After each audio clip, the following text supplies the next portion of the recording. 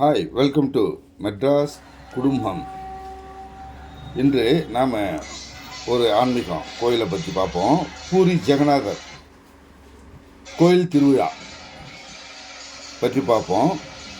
இங்கு ஒவ்வொரு வருடம் தேர் திருவிழா மிக விமர்சையாக நடைபெறும். இங்கே 42 நாள் திருவிழா மிக விமர்சையாக நடைபெறும். இதில் 9 நாள் இந்த தேர் திருவிழா நடைபெறும்.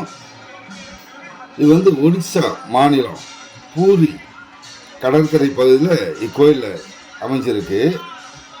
அதாவது ஒடிசா மாநிலத்தின் தலைநகரமான புவனேஸ்வரத்திலிருந்து 60 கிலோமீட்டர் தொலைவில் இக்கோயில் அமைந்திருக்குது. இக்கோயில் ஆலயத்தில் ஜெகநாதர்,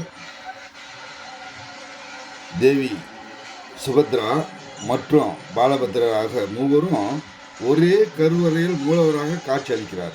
அது ஒரு சிறப்பு. 12 வருஷத்துக்கு ஒரு முறை விழாவுக்கு ஒவ்வொரு முறையும் புதிய சிலைகள் செய்து வழிபாடு நடக்கும். இங்கே கோயிலில் கோபுரத்தின் நிழல் கீழே விழாது. இது ஒரு சிறப்பு. தேர் திருவிழாவின் போது பூரி மன்னர் பரம்பரை தங்க துடப்பத்தால் தெருவை சுத்தம் செய்வார்களாம். அந்த அளவுக்கு இந்த தங்கமும் வைரம் பொட்டி கிடக்குது இன்னும் சொல்கிறாங்க.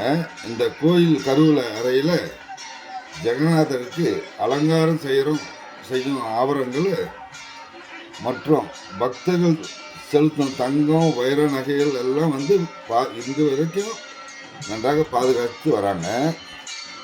கடற்கரைக்கு அருகாமல் இருக்கிற கோயில் உள்ள சென்றால் கடல் அடை கூட கேட்பதில்லையா.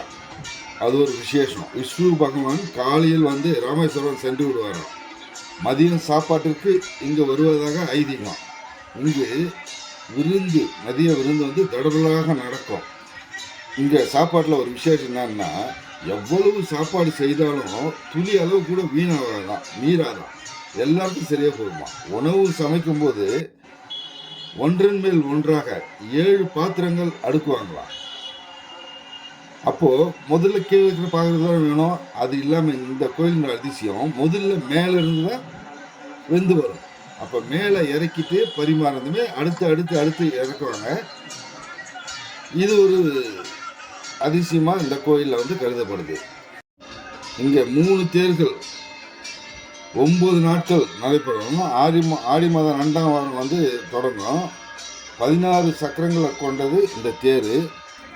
இக்கோயிலில் ஒரு வித்தியாசமாக ஜெகநாதர் ஆலயத்தின் மூலவரின் சிலை புனித வேப்ப மரம் என்று அழைக்கப்படும் தாரு பிரம்மத்தினால் செய்யப்பட்டுள்ளது. இங்கு 12 வருடத்துக்கு ஒரு முறை மூலவருக்கு புதிய மரத்தாலான சிலைகள் செய்கிறாங்க. திருவிழா காலங்களில் கோயிலுக்கு செல்வது சிறப்பு. நம்ம நீண்ட நாள் பிரச்சனைகள், தீராத வினையெல்லாம் தீரும் என்பது இங்கே ஐதீகம். இக்கோயிலுக்கு தனி சிறப்பு உள்ளது. 11ஆவது நூற்றாண்டில் வாழ்ந்து வந்த சோழ மன்னன் அனந்தவர்மன் சோதகங்கா என்பவரால் கட்டப்பட்டது இந்த கோயில். இன்று ஆரம்பம். அதனால் முடிந்தவரை ஒரு முறை சென்று தரிசித்துக்கு வருவோம். பூரி ஜெகநாதர் நினைத்து அந்த திசையில் நோக்கி நம்ம பிரார்த்திக்கலாம். இங்கே இன்னொரு சிறப்பு என்னன்னா, இந்த தேருங்க ஒவ்வொரு முறையும் புது மரத்தால் கட்டுறாங்க.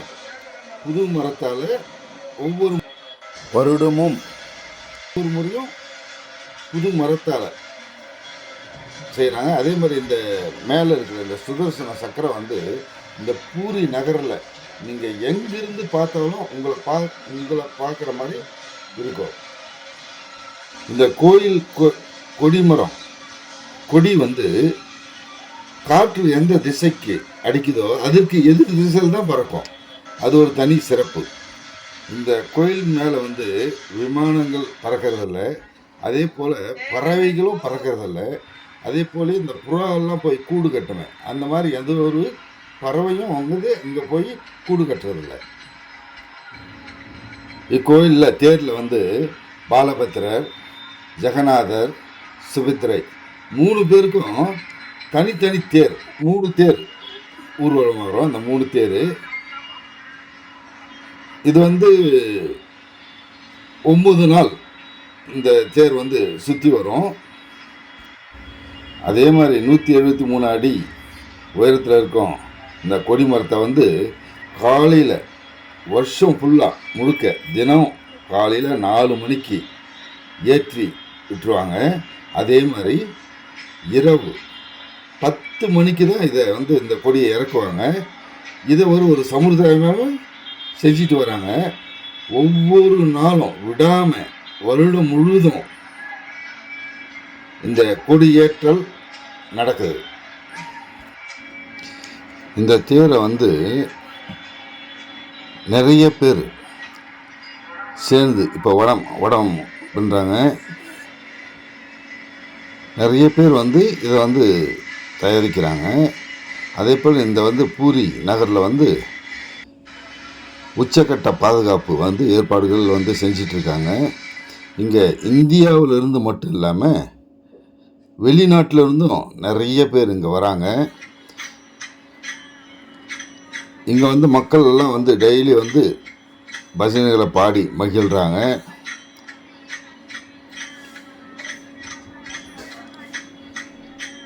வெளிநாட்டிலிருந்து வரும் பக்தர்களும் இங்கே அதிக அளவில் காணப்படுறாங்க.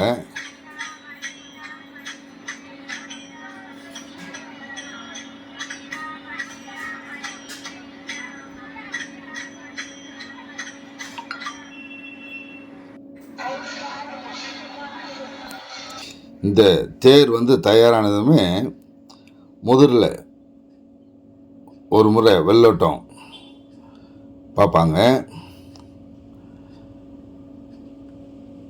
எல்லா பாதுகாப்பு அம்சங்களும் சிறப்பாக செஞ்சுருக்காங்க.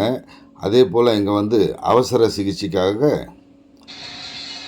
இங்கே தனியாக ஒரு ஹாஸ்பிட்டலே வந்து